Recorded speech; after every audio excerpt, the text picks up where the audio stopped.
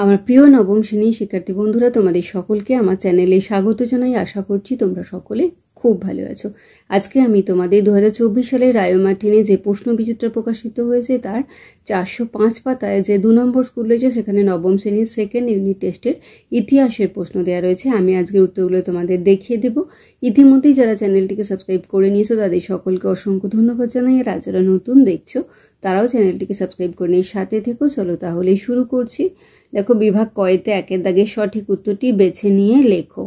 একের প্রশ্ন, ভিয়েনা সম্মেলন অনুষ্ঠিত হয়েছিল সিয়েটা 1815 খ্রিস্টাব্দে।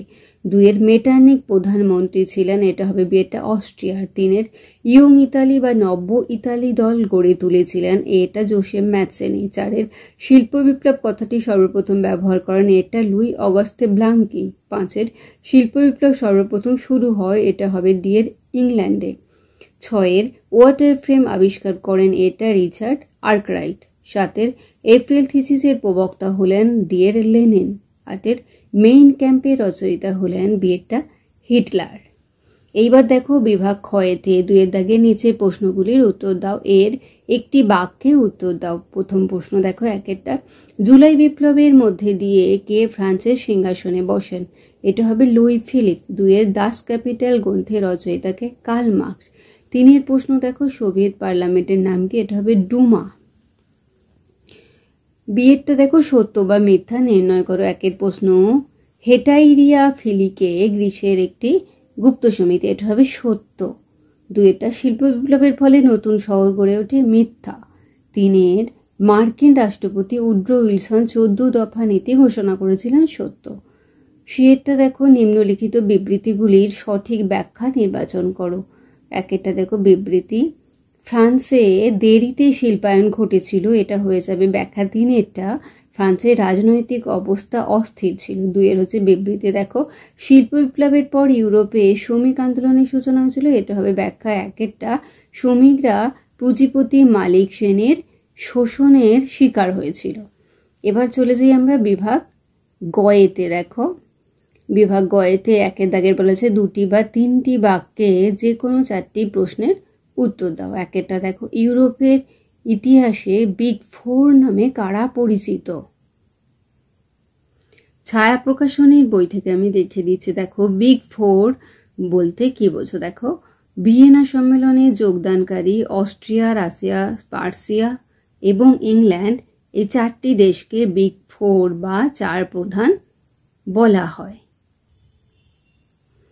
3-এর 2-এর প্রশ্নটা দেখো, কাকে কেন ইতিহাসে মুক্তিদাতা জার বলা হয়? এটাও আমি তোমাদের ছায়া প্রকাশনের বই থেকে দেখিয়ে দিচ্ছি। দেখো, রুশ জার দ্বিতীয় আলেকজান্ডারকে মুক্তিদাতা জার বলা হয়। যার দ্বিতীয় আলেকজান্ডার 1861 খ্রিস্টাব্দে এক আইনের মাধ্যমে রাশিয়ার ভূমিদাসদের মুক্তি ঘোষণা করেন, এই জন্য তাকে মুক্তিদাতা জার বলা হয়। 3 নম্বর প্রশ্ন দেখো, শিল্প বিপ্লব বলতে কি বোঝো?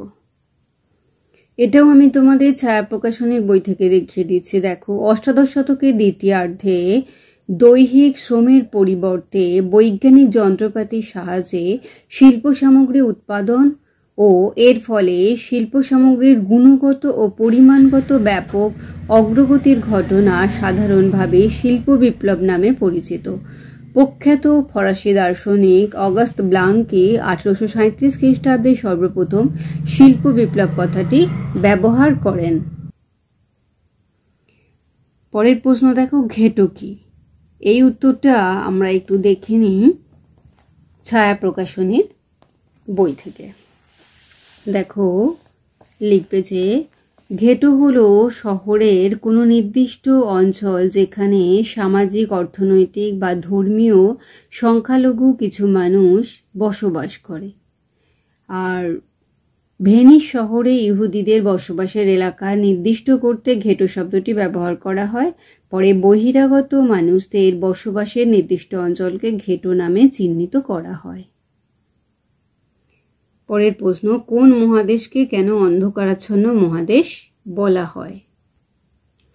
সাঁতরা প্রকাশনের বইতে দেখো, সমুদ্র ঘেরা জঙ্গলে পরিপূর্ণ ও মনোরম প্রাকৃতিক বৈচিত্র্যে ভরা আফ্রিকা মহাদেশ, এই মহাদেশের অভ্যন্তরভাগ বহুদিন পর্যন্ত অনাবিষ্কৃত, অজ্ঞাত ও অন্ধকারে আচ্ছন্ন ছিল, তাই এই মহাদেশ অন্ধকারাচ্ছন্ন মহাদেশ নামে পরিচিত।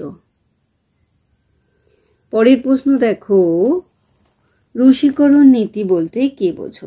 এই উত্তরটা আমরা একটু দেখে নেব সাঁতরা প্রকাশনীর বই থেকে। দেখো, রুশ সাম্রাজ্যের অধীন অরুশ রাজ্যগুলির স্বাতন্ত্র্য বিনষ্ট করার জন্য তাদের ওপর রুশ ভাষা ও সংস্কৃতি চাপিয়ে দেওয়ার নীতিকে বলা হয় রূশীকরণ নীতি। 4 দাগের দেখো, নিচের প্রশ্নগুলির 7 বা 8টি বাক্যে উত্তর দাও। 1 প্রশ্ন দেখো, এমস টেলিগ্রাম কি? এমস টেলিগ্রাম কি এটা আমরা একটু ছায়া প্রকাশনীর বই থেকে দেখে নিচ্ছি। দেখো, একটু দেখে নাও। এমস টেলিগ্রাম, তারপর 1 দাগ নাম্বার দেবে, পয়েন্ট লিখবে স্পেনের সিংহাসনে আধিপত্য। 2 দেখো, বেনেদিক্টের সাক্ষাৎকার। 3 টেলিগ্রাম প্রকাশ। 2 প্রশ্ন দেখো, সেরাজেভো হত্যাকাণ্ড কি? এই উত্তরটা আমরা একটু পারুল প্রকাশনীর বই থেকে দেখে নিচ্ছি।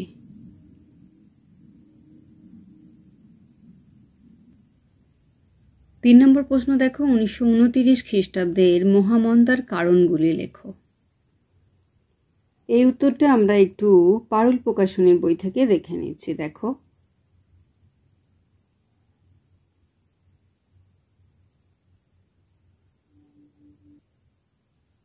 পারুল প্রকাশনীর বই থেকে একটু দেখে নাও তোমরা।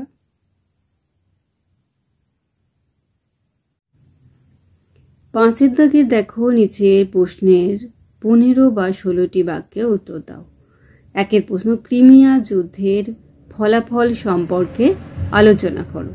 এই উত্তরটা আমি তোমাদের সাঁতরা প্রকাশনীর বই থেকে একটু দেখিয়ে দিচ্ছি, দেখে নাও। ক্রিমিয়া যুদ্ধের ফলাফল, এই দেখো, প্রথমে ভূমিকা লিখবে, তারপর ফলাফল। ফলাফলের মধ্যে 2টো ভাগ আছে, প্রত্যক্ষ ও পরোক্ষ। প্রথমে প্রত্যক্ষ ফল লিখবে, তারপরে দেখো পরোক্ষ ফল।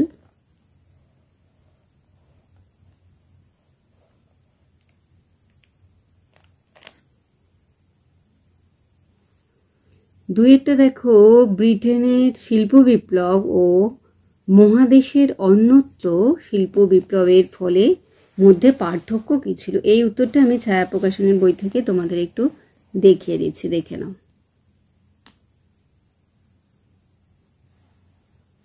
ছায়া প্রকাশনীর বই থেকে একটু দেখিয়ে দিচ্ছি আমি।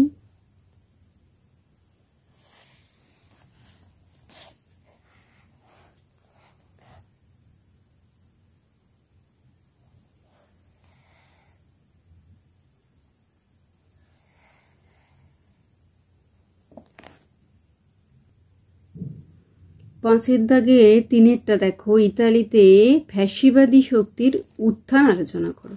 এই উত্তরটা আমি তোমাদের সাঁতরা প্রকাশনের বই থেকে একটু দেখিয়ে দিচ্ছি। দেখো, প্রথমে যেমন ভূমিকা আছে, ভূমিকা লিখবে, তারপর ফ্যাসিবাদের উত্থানের কারণ, আর্থিক দুরবস্থা, প্রজাতন্ত্রের ব্যর্থতা, তারপরে সমাজতন্ত্রের বিস্তার, মুসোলিনির প্রয়াস,